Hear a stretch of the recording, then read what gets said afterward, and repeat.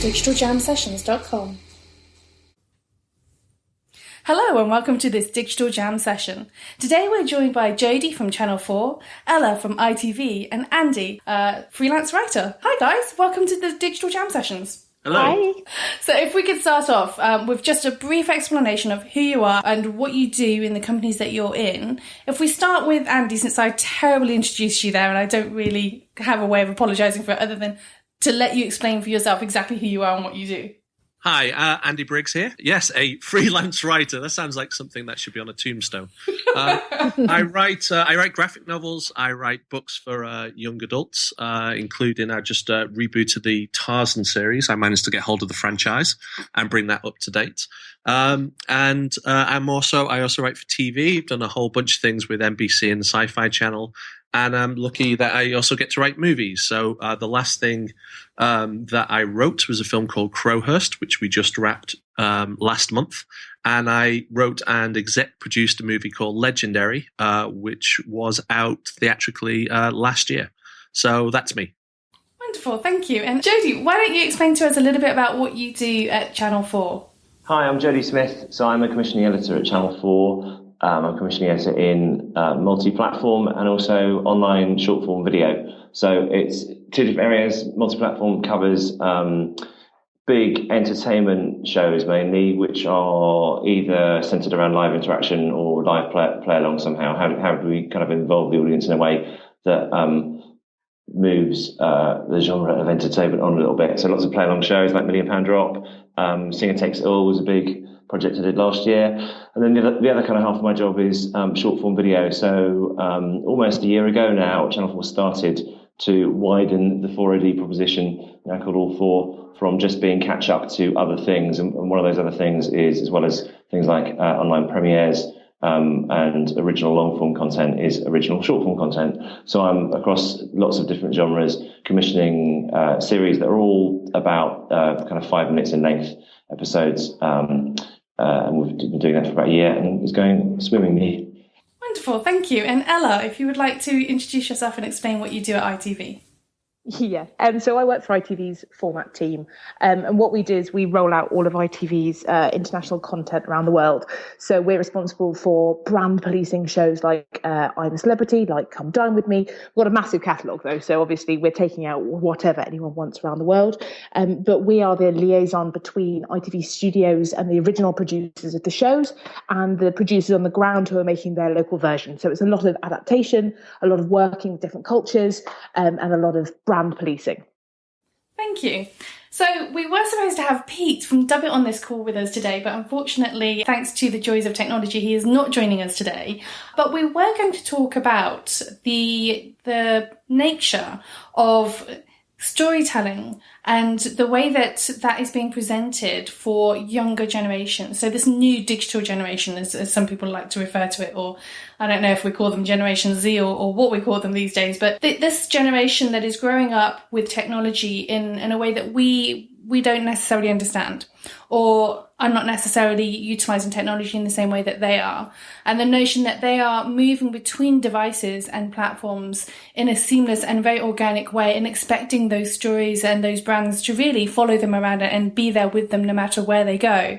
And how that's going to impact the way that we as producers of content, as platforms, deliver that content to them.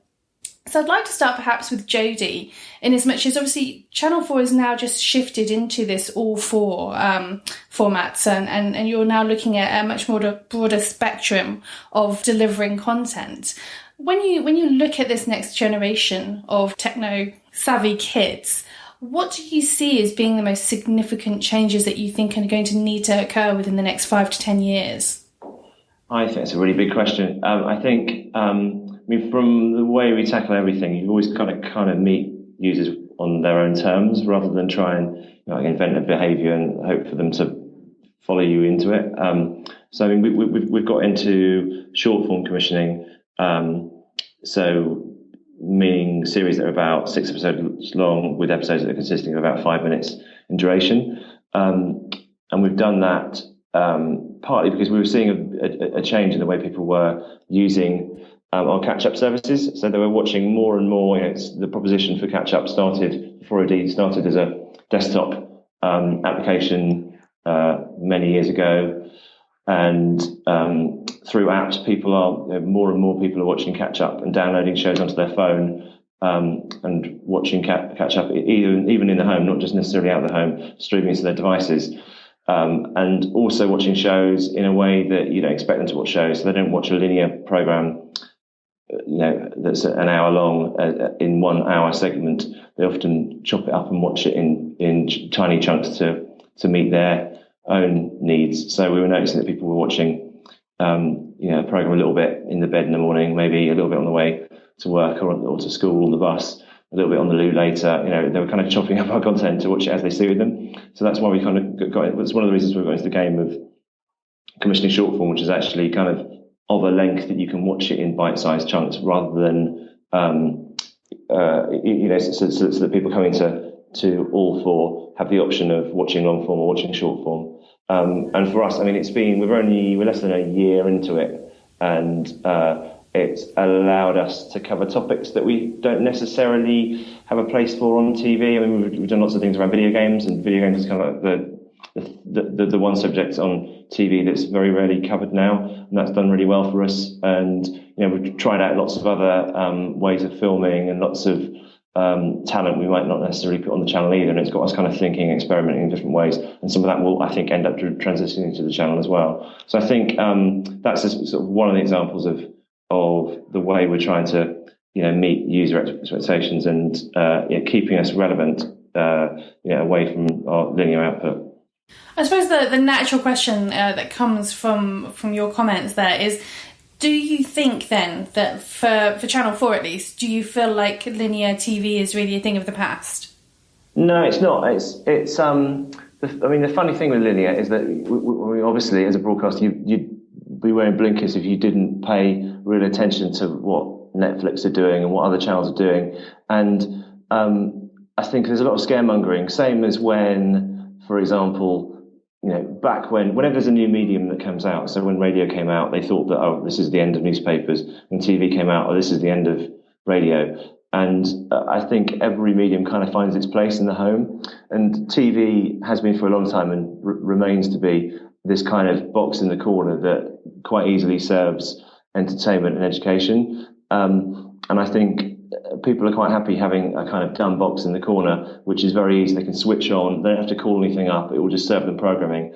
And as we see year on year, video consumption is going up rather than down. I mean, I saw a report from last year, and I think I should have got the stats. I don't think I'd be talking about this in much detail, but I think it's about something like 4.5 hours of video content people watch over the course of a day, and more than 90% of that is linear TV. And I know that the ones that I do remember is that in the past year, linear viewing has gone down by 3 minutes a day, but non-linear viewing, so that's kind of catch up and YouTube and all online video, has gone up by 6 minutes. So it's increased slightly, and online viewing has taken a bit of a bite out of linear.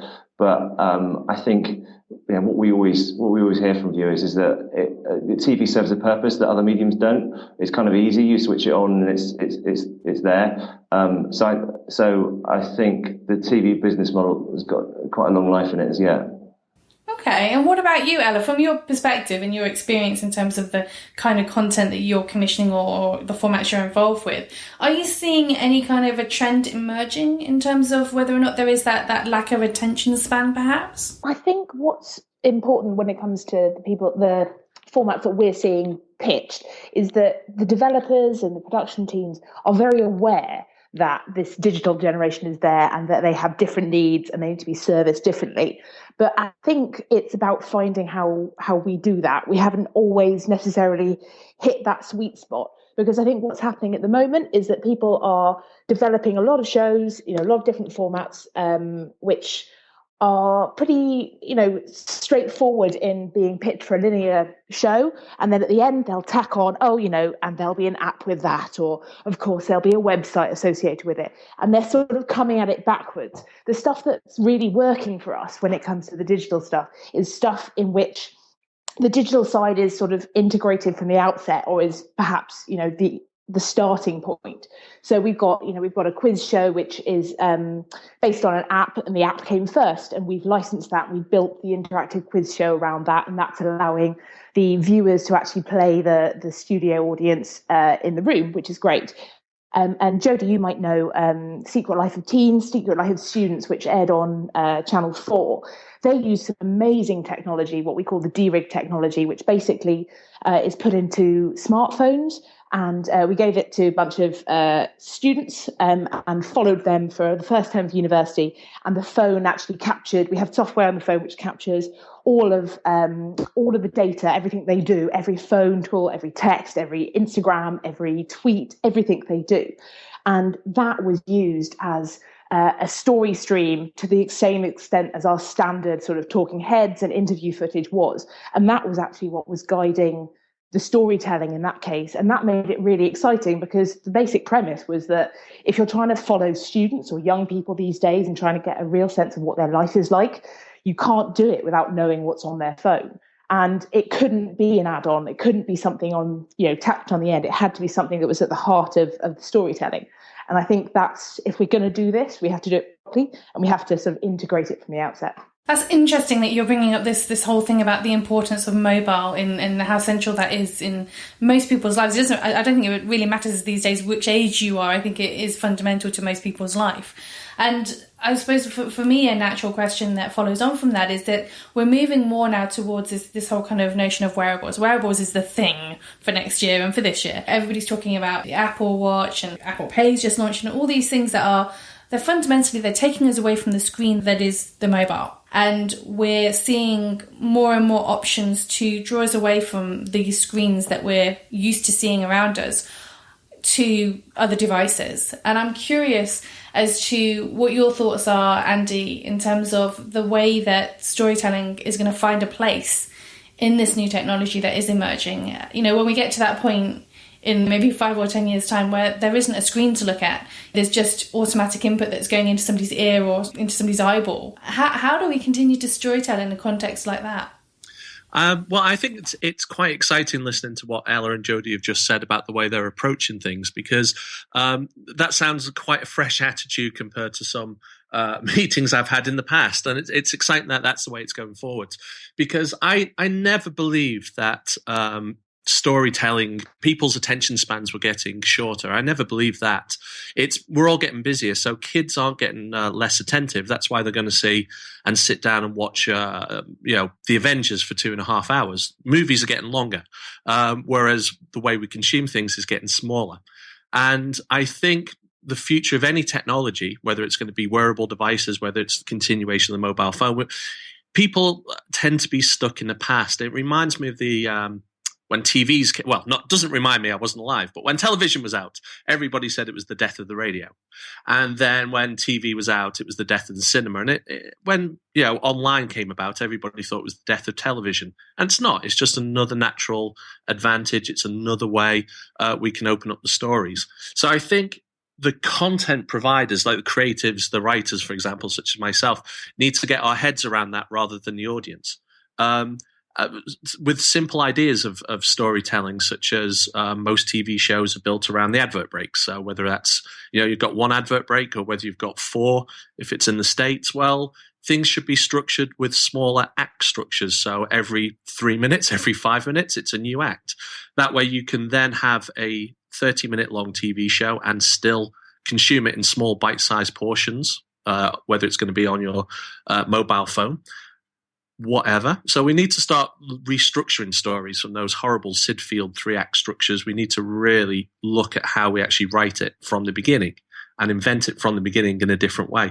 And then you're talking about wearables. Well, the one thing about wearables that most people don't talk about is that they're all worn in the world around us, in the bigger world. We watch our mobile phones on the train. We consume things while we're out in the real world. And I think the real world is an element that's missing out of this. I think that the ultimate interactivity is making sure wherever you are, you feel your location, you feel the presence around you might be have some bearing on the story that you're watching or participating in or playing. So it's not just about taking people's eyes off the screen. It's about actually feeling it's immersive, whether or not somebody's talking down your ear, whether or not your Apple phone is pulsing away and directing you down a street you've never been, because that's part of the story you're about to experience. I think we need to just take a step back and not worry about playing catch up with technology, but playing catch up with the way stories are told. Because I think consumers are just getting busier, not less attentive. Okay, so I'm curious to hear from you, Ella, in terms of some of the formats that you're working with and some of the kind of technologies that you're working with. Do you feel that geolocation or kind of people being in the moment is something that is missing? I think what we're going to be benefiting from in terms of the developments in technology is the ability to have, especially in non-scripted and reality programming, is have viewers interact directly with what's happening on TV. Be that, the quite basic stuff that we already have of, voting on apps for who's getting eliminated in particular shows and things like that, or all the way down to user-generated content, because everybody has an incredibly high-resolution camera on their smartphone, on their tablets, whatever it is they happen to have in their handbag or on their wrist. They can create content now. So I think it's going to be about how we harness that power and make sure that, because we're still in the sort of the linear TV industry, when it comes to broadcast, and we need to be able to integrate that into what we're doing as well. Because I think for a lot of young people, there's a lot of talent out there who now have access to tell their stories in whatever way they want, be it on a short film they record on their iPhone or something they upload to Vine. It's how we make sure that we capture that, that talent, and we capture those stories and are able to integrate it into something that also has resonance for a broader audience. Because for ITV, at least, a large part of our demographic is 50 plus, but we want to speak to the younger generation and not alienate them as well. So it's about trying to walk that quite fine line, I think. Interesting. I'm curious, Jodie, from your perspective, we're talking about this notion of kind of a younger generation who are much more capable. Ella's talking about talent that has that capability of being able to utilise the technology in their hands and create this really good UGC short form content. I'm curious to know from your perspective whether or not you believe that kind of talent, that kind of raw talent that we're seeing, on things like Vine or YouTube, if that translates to something slightly more formal, like a Channel 4 or an ITV. Do you think that there is a successful transition that's occurring there? Because we've seen very few cases of actual transition of these so-called YouTube superstars or celebrities actually transferring into traditional broadcast or film. Yeah, I think it can do. I mean, they're all quite separate mediums in that I think that the challenge with YouTubers and why there aren't more YouTubers on TV is, from my experience, a lot of them have quite a lot of anxiety leaving their their setup, which they are kind of master and commander of. They write their own material, they feature in it, they often self-film it, or even though a lot of YouTubers don't really, they do have someone behind the camera and they do have a professional lighting rig, making sure they look amazing, and then taking them out of that and putting them into a scenario where they actually have a crew behind them and producers telling them what to do. A lot of them just can't deal with that. It's a different kind of set of skills. Also, I think that the interesting thing between a YouTuber, where the viewer has a very personal relationship with, and it's a person who is talking directly to them, is quite different to a presenter. Well, presenters and the way TV shows are normally made is that more often than not, unless it is a vehicle for a particular talent, there is a show that's pitched which is about X, and it's the show is this kind of construct that you can drop a presenter into. And the way the programs are often pitched is that here's the idea for the show, speak to the commissioner, they like it, then the question comes up of who could present this, here's a list of 10 names who could potentially do it, and then you approach a few people, do a kind of pilot or run through with them, and then they're the person kind of then presenting that show, which is quite different to, and it's an inauthentic way of it's traditionally how TV works, but it's very inauthentic compared to what a YouTuber is, where their channel is all about them, rather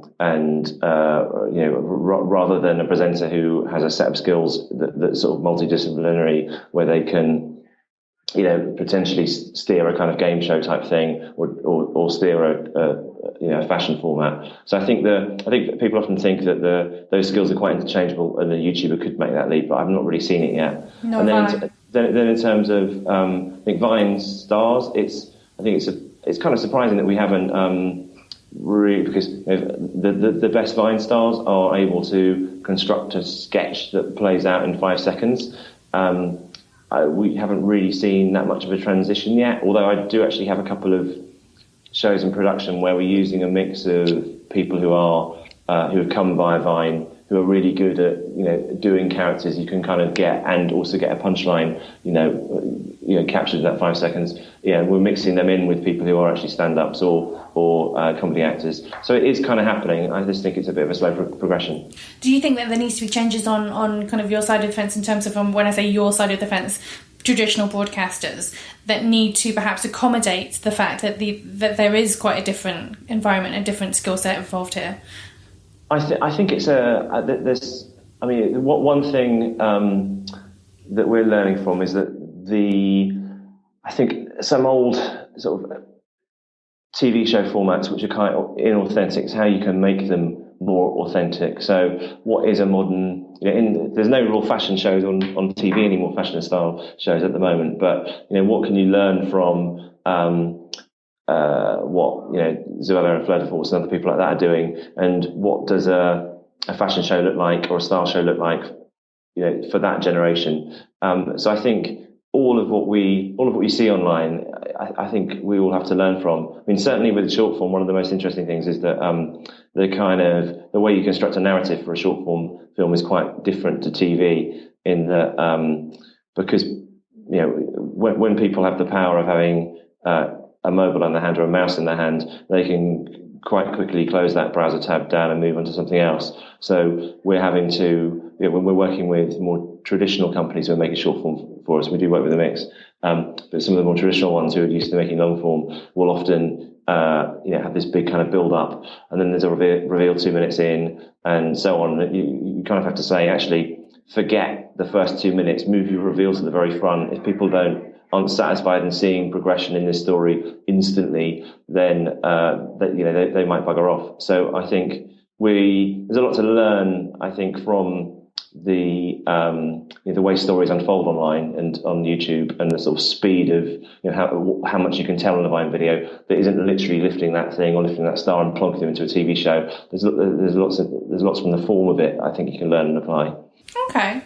So one of the questions that we normally ask during these digital jam sessions is to get an understanding from each of our guests about what they think will be the major cultural change, technology change, innovation, next big business, whatever that thing is that you think is going to most significantly impact what you do or your particular industry.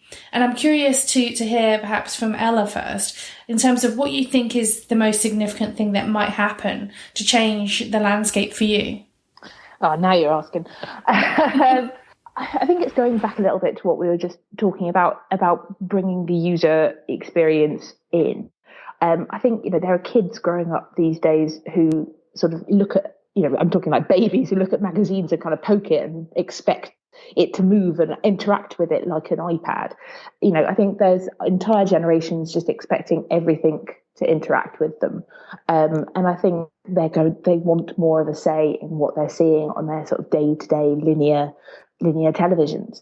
And I think the ability to genuinely affect the outcome of a show, to be able to win money as a result of, your interaction sitting on your sofa playing a game, and you can watch it unfold on TV, I think is happening now, but I think it's going to happen more. And I think it's about when we find, in the practical way, we find a way of making that happen when it doesn't necessarily have to be live. And there obviously are ways around that now, but it's about making those accessible to, daytime TV and all that kind of thing, because, it's only a few shows really on linear TV that really try and incorporate these technologies and use them.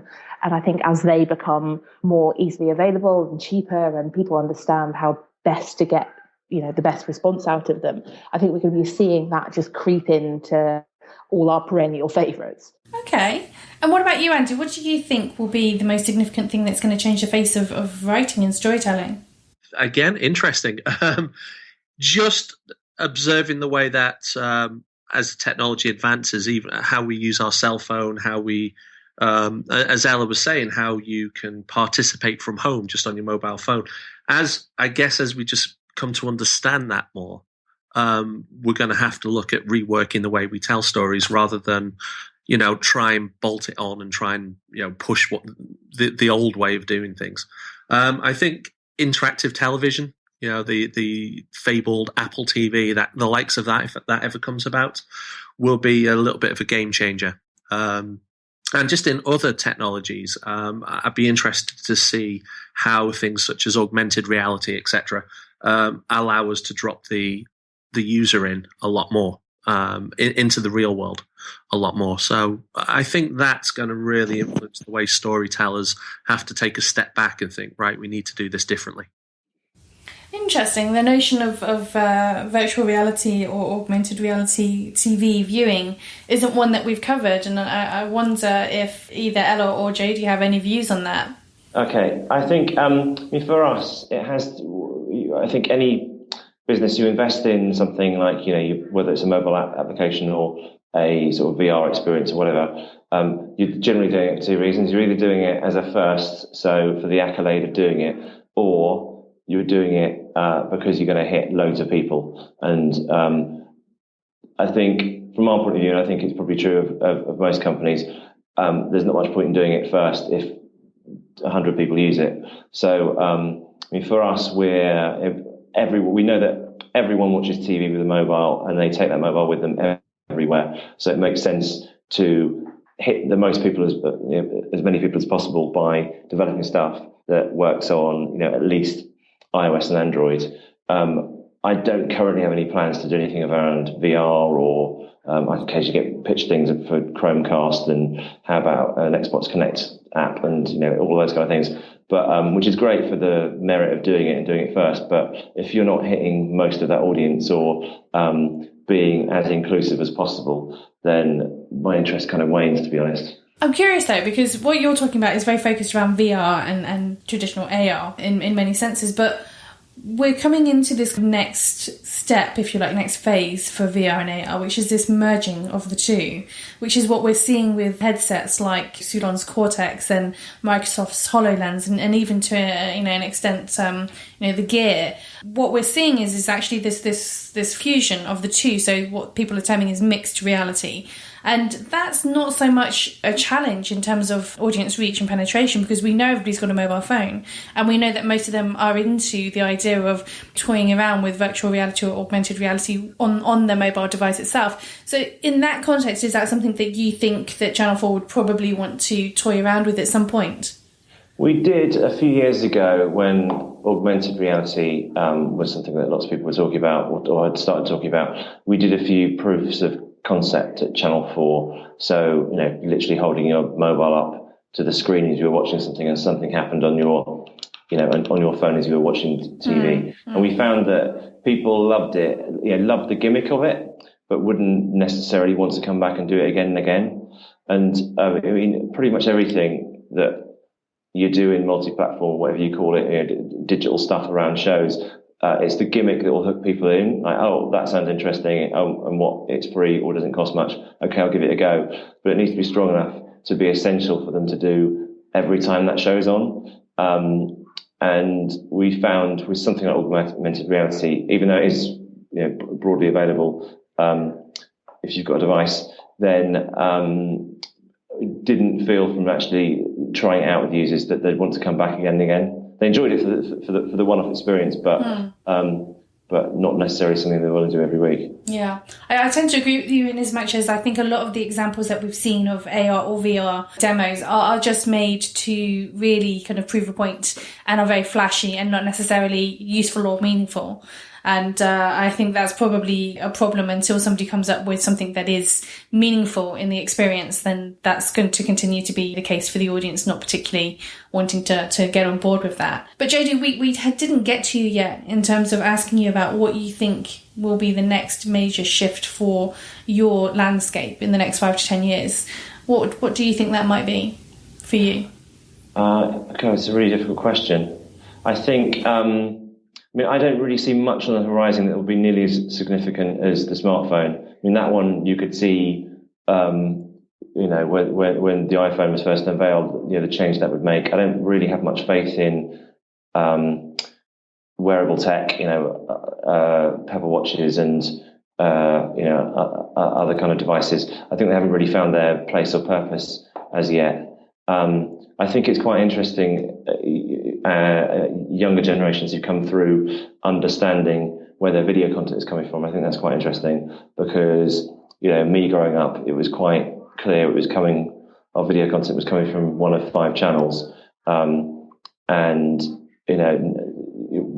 More and more people are, I think in this country, people have a stronger sense of what broadcasters their shows are coming from. I think in America, it's much less so because their networks don't generally, it's sites like, it's some services like Hulu and Netflix that are delivering their catch-up content rather than the broadcast channels. But it's interesting to see the sort of devolution of where broadcasters sit in the mix of YouTube and various channels and other providers that are all muscling in the content game.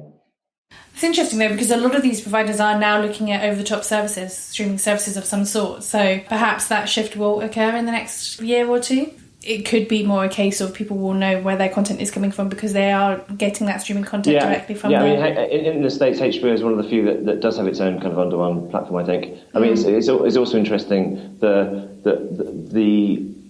this is kind of a boring legal thing, but, the geographical boundaries that content creators and providers have always enjoyed. So, that thing where a big drama appears in the States and a channel has the exclusive option in the UK and will show it often, what used to be like 2 weeks later. And then thanks to things like torrenting, now they show it the day after the US because they know otherwise people aren't going to watch it. And this kind of old rights relationship, both broadcasters and also content creators and independent production houses have, where you sell a show first in one territory and then it will have resale in other territories. I mean, this is something that probably Ella has a lot more experience over. But that's kind of interesting because obviously consumers look at the internet as a global thing and content is available everywhere, which is a very different setup to traditionally the way broadcasters are, simulated. Very true. And Ella, I wonder if you do have any thoughts on this, in as much as I know, for example, that I think it's Paramount who's just done a deal very recently to actually allow for theatrical release windows to be reduced to 2 weeks. So actually VOD content and kind of streaming home-ent content is now available for those releases 2 weeks after they've gone into the theatre. So from your perspective, is there anything that you see happening in and around that space that you think is quite interesting? It's always a bit nerve-wracking, I think, for any company that has sort of a distribution arm when that basically, free source stuff is available. But I do think that, yes, of course, there's a lot of torrenting options and there's lots of different ways that people can consume their content. And, broadcasters and distributors are doing their very best to sort of shore up those boundaries, be they geographical or, what slots or what time periods people have. But I do think that, consumers are savvy.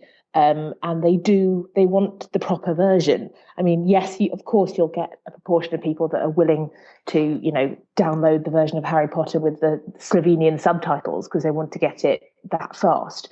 But actually, I think a lot of people are still willing to pay for content or to consume it in not necessarily the traditional means, but through services provided by the more traditional broadcasters or content providers. And I think, adversity breeds creativity, and on the sort of slightly more boring legal front, I think people will always find a way of making a business out of it.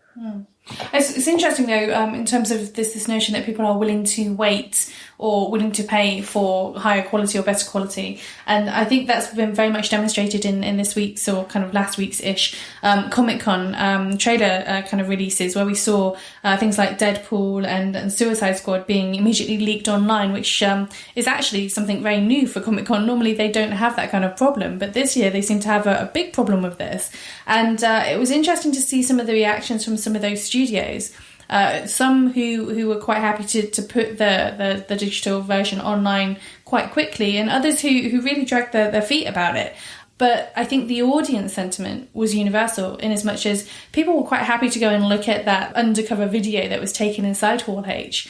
But more people were a lot happier when the studios themselves released the formal official version of the trailer, because they did want to see it in its, all its glory, its high quality glory, so to speak. So I do think there's a lot of merit in that notion that people do actually want to pay, or do actually want to wait for the real thing, so to speak. I wonder if that was a quality thing as well, that if your first look at the Suicide Squad is something recorded on a smartphone that's blurry, has awful sound. I don't know who's the distributor on that. Who made that? Is that Sony? I'm not sure. I think it might be Fox or Warner Brothers.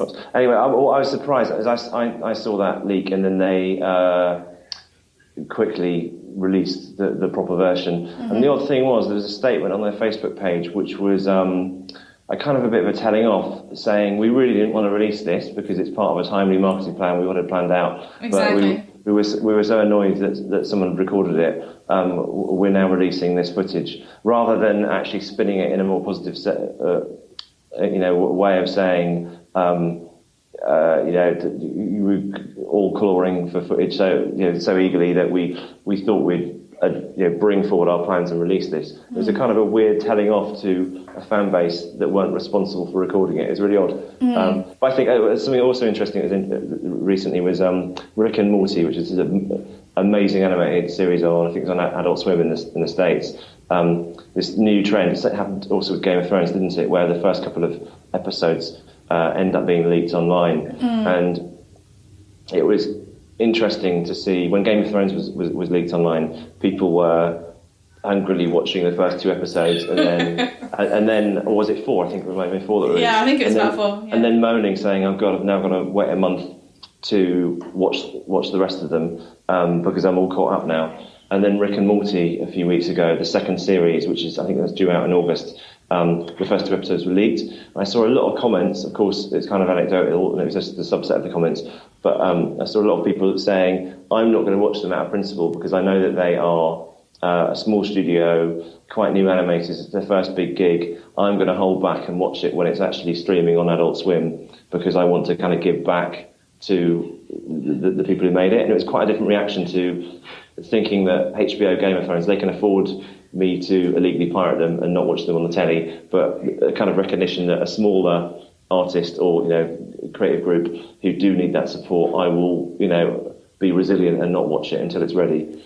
So in general, we think then that the wider internet has a conscience. There is a weird moral, maybe. Wonderful. Okay. Well, guys, before we wrap up today's session, what I'd like to do is ask each of you to share with us your Twitter handle, your website address, your Instagram address, whatever it is that you want to let our listeners know about in order to follow you, stalk you, know what it is you do. By all means, share with us. Andy, what would you be yours? It's a very boring at @abriggswriter on Twitter and a very boring www.andybriggsco UK website. And Ella, what about yourself? I'm an equally boring at Ella Umansky on Twitter, and at the moment that is what I limit my activities to. Jolly good. And JD, what about you? On Twitter, I am at Toastmaster for reasons I still can't really remember why I set up that handle. But yeah, at Toastmaster. But it's a good one, Toastmaster. And any particular projects that you are currently working on that you would like to promote? Because I know that all of you probably have something that you would like to promote. So, Andy? I've just got a brand new book out, actually. A children's book called Polybius, which is one of the first children's books in the UK market to employ augmented reality. So that's my latest project. And where can they find that? Where can they get that book from? every good bookshop at the end of the year, but currently online on Amazon, and we're opening up new distribution channels because it works with a game that's available only in hotels around the world. Okay, and Ella, any particular projects you would like to shout about? Wow, I wish I could say that I had Andy's projects. I might just steal his. No, not in particular. I am just going about my day job, working with ITV formats. But if anyone ever does want to get in contact, I'd love to chat about what they're doing. Wonderful. And Jodie, anything particular that you want to chat about? Have a little look at the short form we're making. That'd be great. It's at channel4.com/shorts, or it's also in the app if you're listening on mobile, the All4 app. It's not all my work. There's about 3 of us commissioning original shorts from loads and loads of different indies, so take a look. Wonderful. Well, thank you very much, guys, for joining us, and thank you for listening. If you enjoy this content, don't forget to subscribe and review, and thank you very much, guys. Pleasure. Thank you. digitaljamsessions.com